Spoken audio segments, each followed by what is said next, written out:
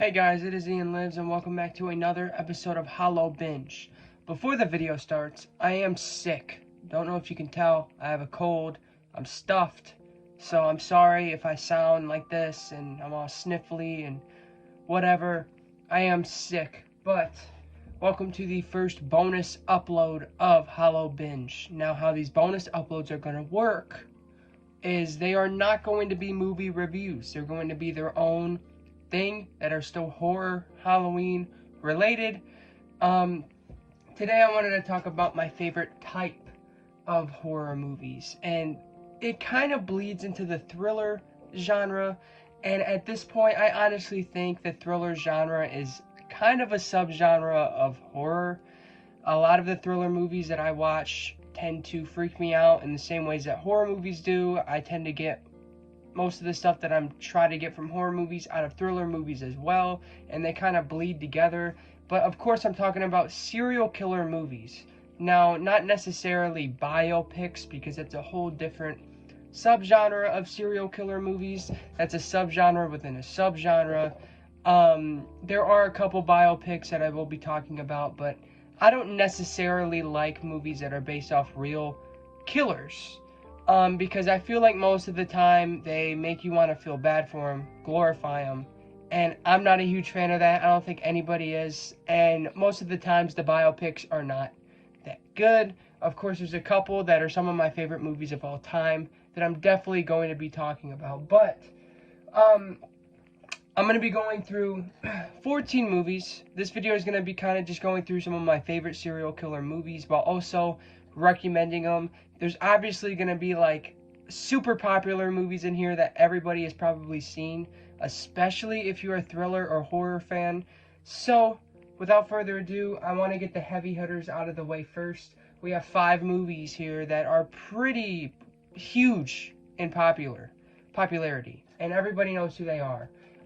Of course, Silence of the Lambs. This is probably the first one that people think of when you think of a serial killer movie. Not necessarily Hannibal Lecter, even though there's great scenes with him, and obviously he is super iconic, but also Buffalo Bill, really freaky character, really well made, and is a very interesting serial killer character. There's a lot of cool thriller aspects into it, and there's a reason why it is a classic. Jodie Foster's amazing. I don't know why I can't think of the guy's name. Anthony Hopkins. Jesus. He's amazing, of course he is. Everybody knows him because of this role. And yeah, this movie's just iconic for a reason. There's not much to talk about because I feel like if you haven't seen this at this point, even if you don't like horror or thriller movies, just watch it. You're going to get something out of it. It's so well made. It's so intriguing and engaging. It's a slow-paced movie that everybody can grab a hold of, and I love the atmosphere and tension and thrill of the whole entire movie, and I want to rewatch it. It's been a while, but Silence of the Lambs is a classic, and no, I have not seen the sequel, any of the sequels, or the original. It's hard when it comes to Silence of the Lambs. The first movie to feature Hannibal Lecter, which was Manhunter, I have not seen yet. And then obviously there was other ones like Hannibal, Red Dragon. I've not seen those either. So, just talking about the first Silence of the Lambs. It's a classic. It's one of the best serial killer thrillers out there. Great mystery, great gore. Very interesting, very intriguing movie. And then also I have to talk about a all-time classic horror movie, Alfred Hitchcock's Psycho.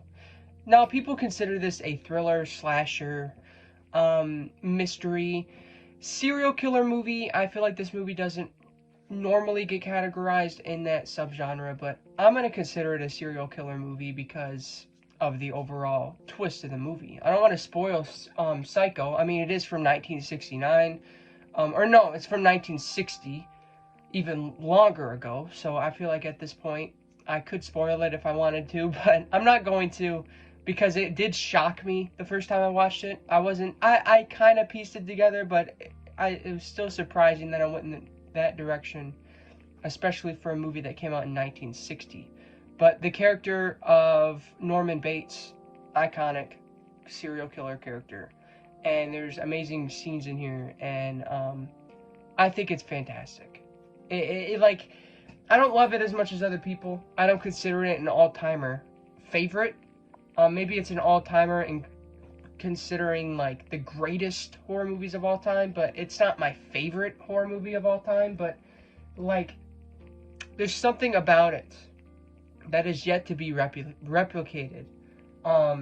And it definitely, like, without Psycho, a lot of these other movies would never exist. Moving on to the David Fincher movies. David Fincher made 2 super popular serial killer movies. To my knowledge, he only made 2, unless I'm forgetting one.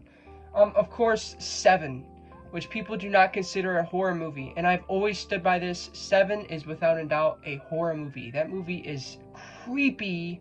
It's horrifying, terrifying. It brings everything that I want horror movies to bring. It's scary, it's tense, you're at the edge of your seat the entire time, it packs a good mystery. Seven is one of the best thriller serial killer movies of the 90s era. The 90s is when horror kind of stepped aside and thriller took a big mainstay. You had a lot of movies that were super blockbuster hits that were thrillers, like Silence of the Lambs was in the 90s, Seven was in the 90s, and Seven was a huge hit. Brad Pitt, Morgan Freeman, they have great chemistry.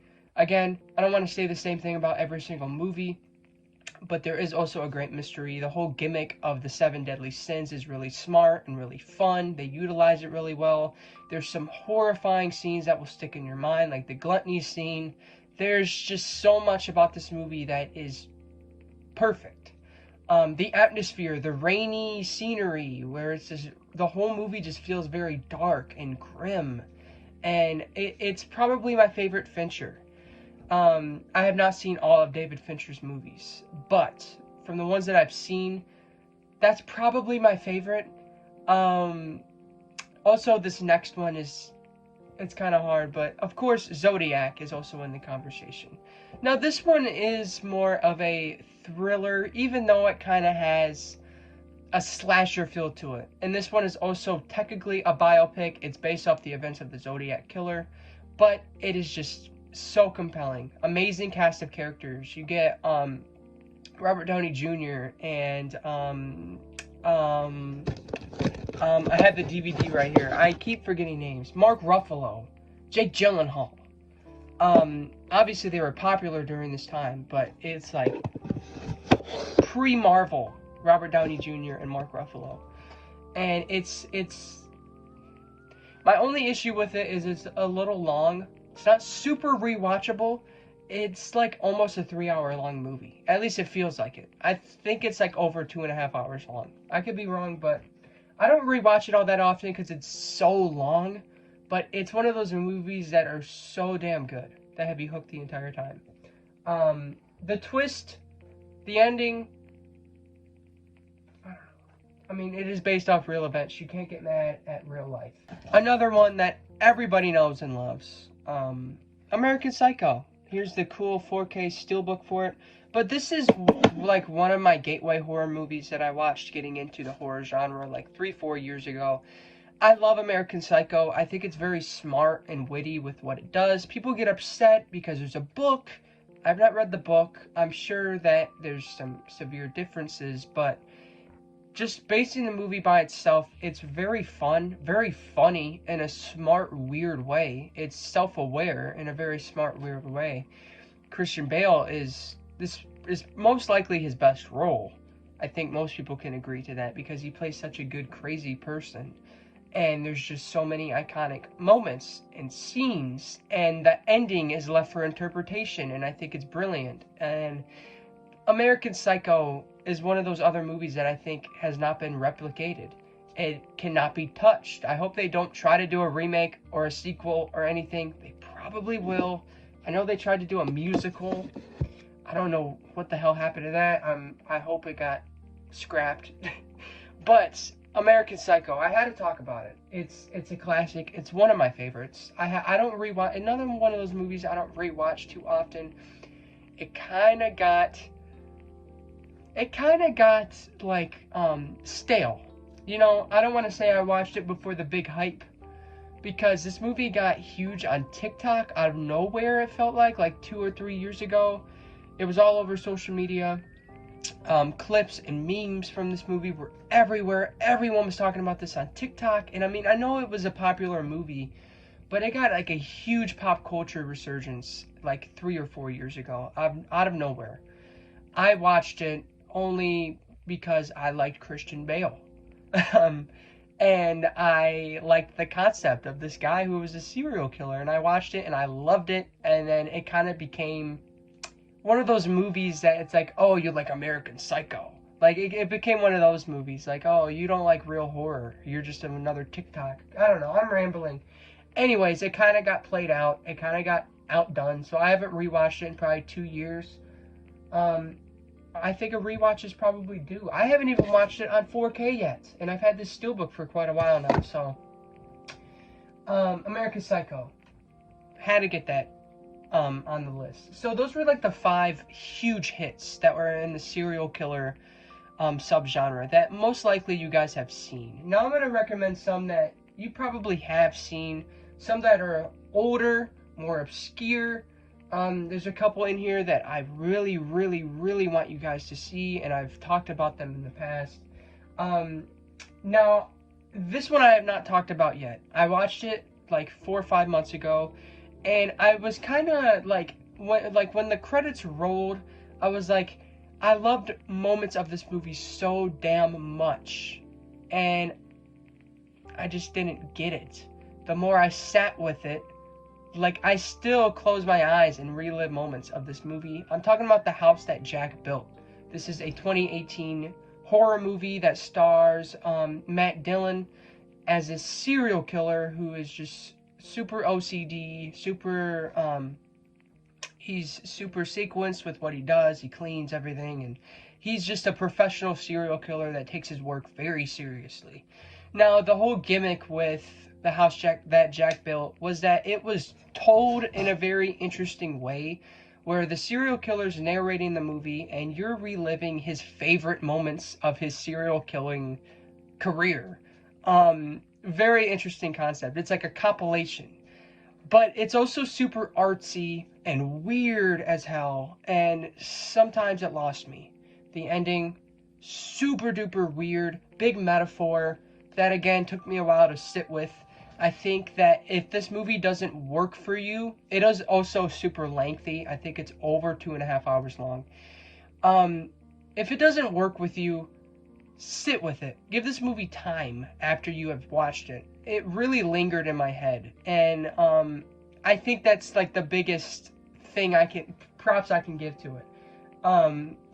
Matt Dillon did incredible. You get small roles from Uma Thurman, and there's scenes in here that are so messed up and disturbing and brilliantly crafted and well made.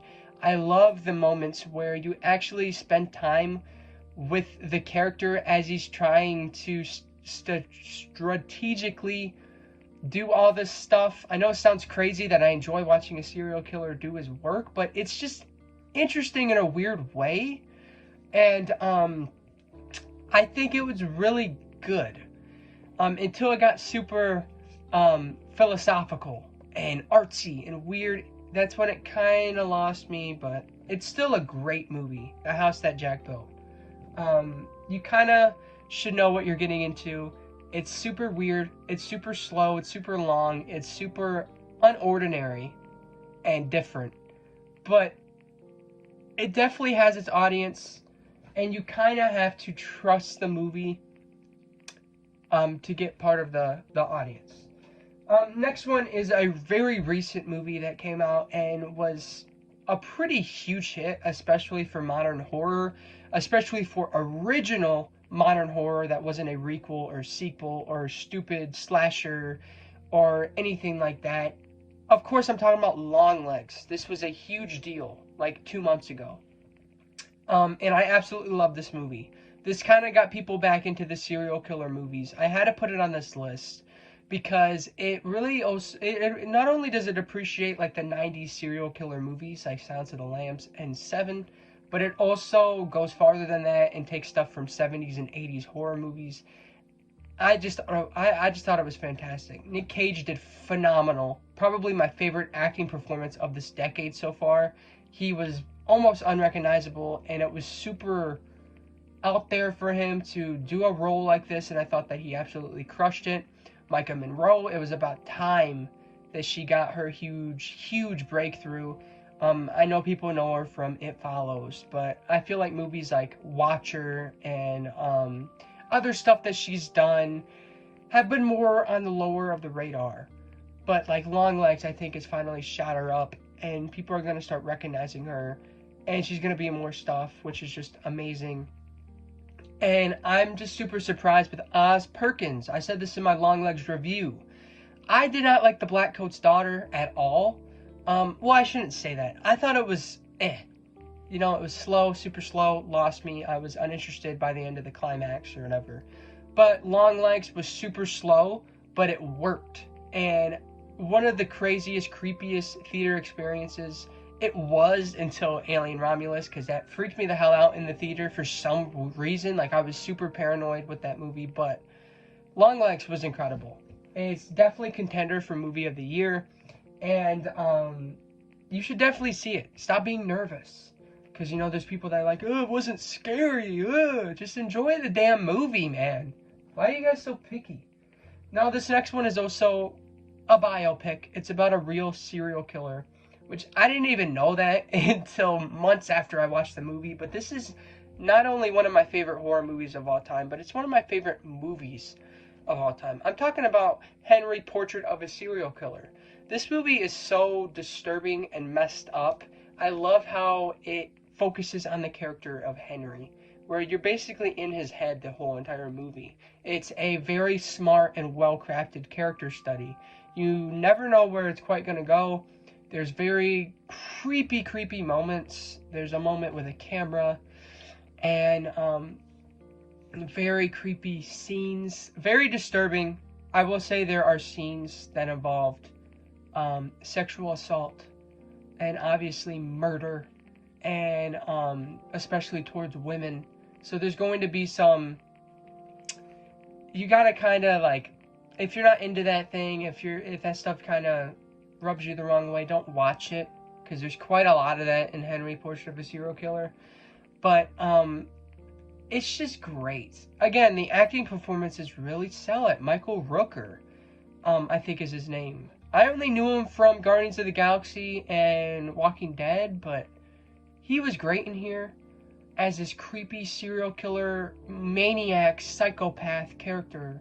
And then obviously his partner, I forget the guy's name. I love him as an actor. He was also in the Night of the Living Dead remake. But he was fantastic as this creepy, perverted man who was just creepy. And basically it's these two crazy people who team up and start murdering random people at nighttime. And it's very weirdly engaging.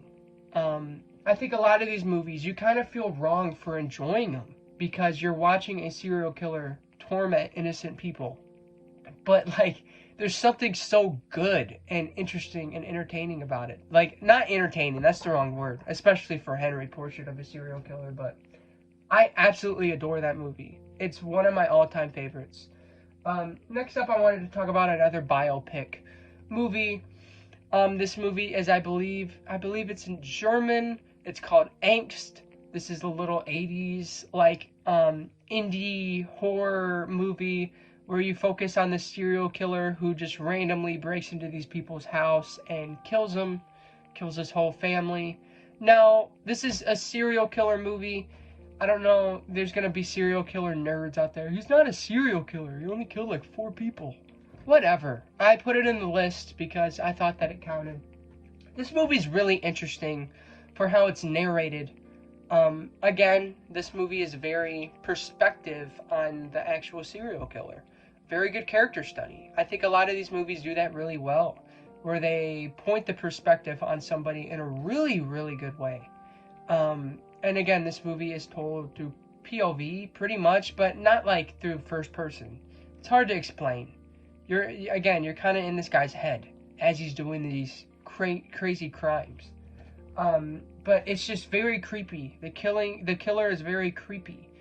The events that happen are very creepy and disturbing. Another warning, there's a lot of sexual violence in here. I'm pretty sure there's a scene in here like that. So, It's good.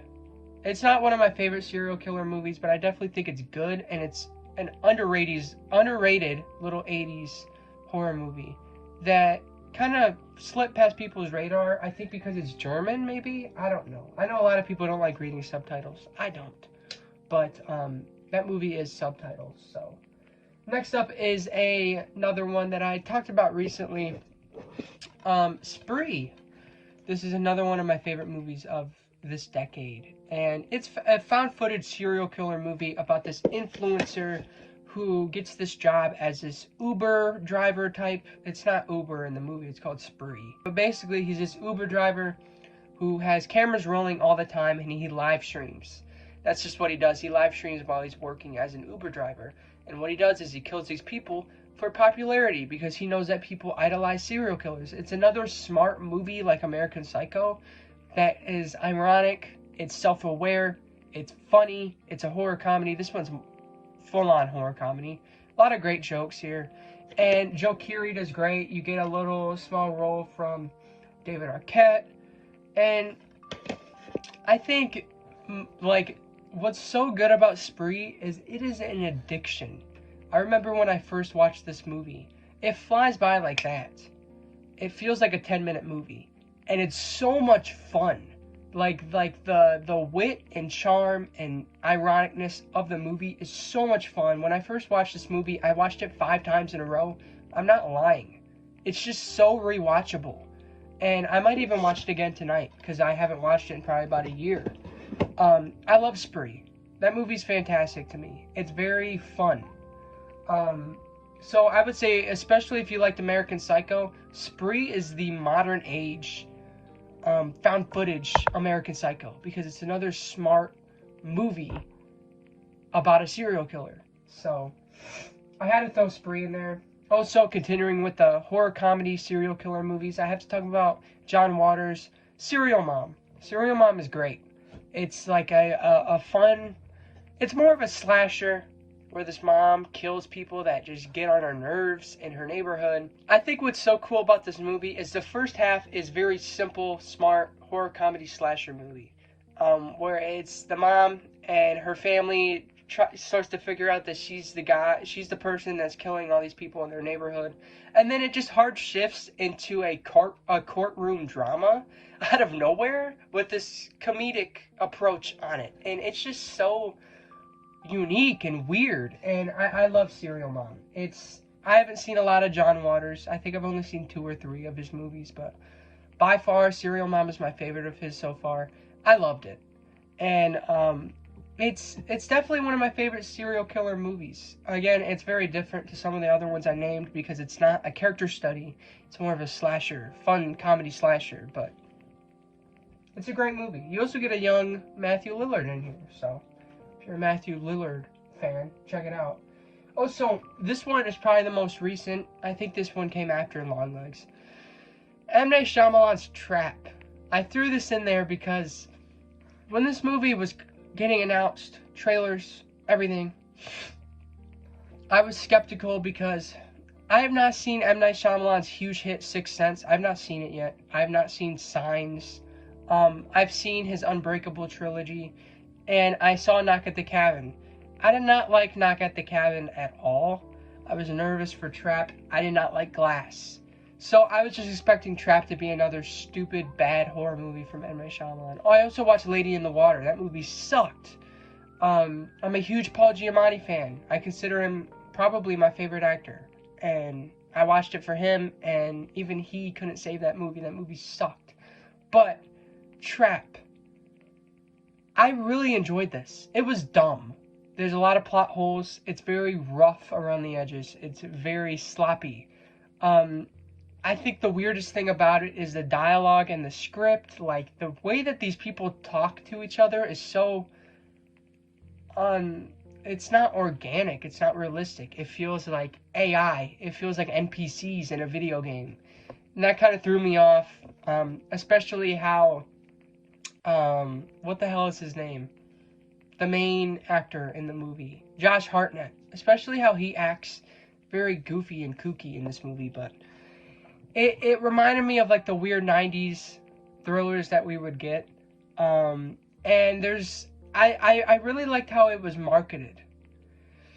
I'm not going to spoil it, obviously, but it was just marketed as this family goes to this concert and there's a serial killer there, so they shut it down. That was basically the marketing. And there's a twist very early on that shocked me.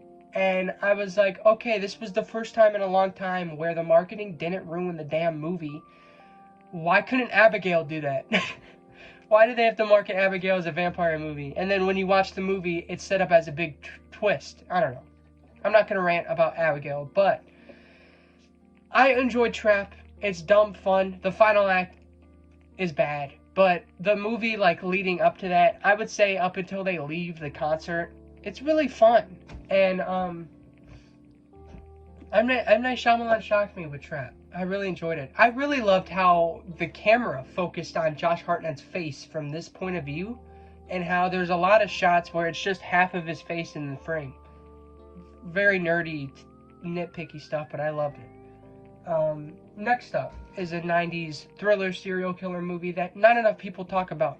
Again, it came out in the era of Seven and Silence of the Lambs, the big thriller era where you have detectives hunting down a serial killer.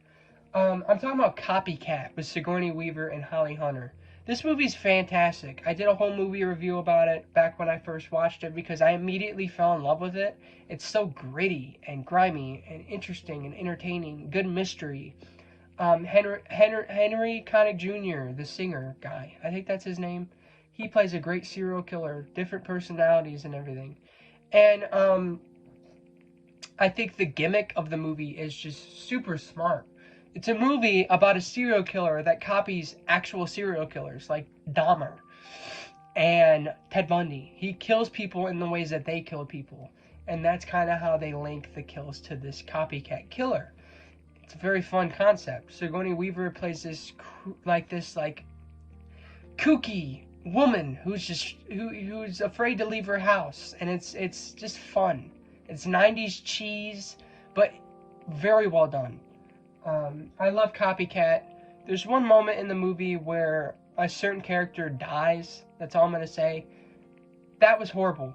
It threw me out of the movie. It was unnecessary. And the reason why they died was so stupid. But that's like, if that was taken out of the movie, perfection. Literally. Like, I love Copycat. Last up, this is the last one I was going to talk about. Did a whole video about this movie. Go check it out. I also consider it to be my probably top 3 movie of all time. I talk about it all the time. Maniac. The original 1980 Maniac. Not going to get into it. Again, talk about it all the time. Did a movie review on it. But this movie is perfect. Phenomenal. It is so uneasy and creepy and filthy. It makes you want to shower after you watch it, because this serial killer is just so... Ugh. It's just like that. He's breathing behind the camera the whole movie. And the things he does to the people, where he scalps them and he puts their hair on mannequins. And it's very disturbing. And I love the pacing. I love how quiet the movie is. I love just how slow the camera pans. That subway scene is one of the greatest of all time in the horror genre. That Tom Savini scene is one of the greatest horror scenes in the entire genre. Like this movie is just, I can't get over it. So I know I talk about it a lot, but Maniac, I had to put it on the list. So that was some of my favorite serial killer horror movies. Hope you guys enjoyed the video. Let me know if you've seen any of these. Let me know if you like them. Let me know your favorite serial killer movie if I didn't include it. And subscribe to the channel if you haven't. Turn on that bell. Follow my Instagram at @IanLives_, and follow my Letterboxd at wehateian. I love you guys. Peace.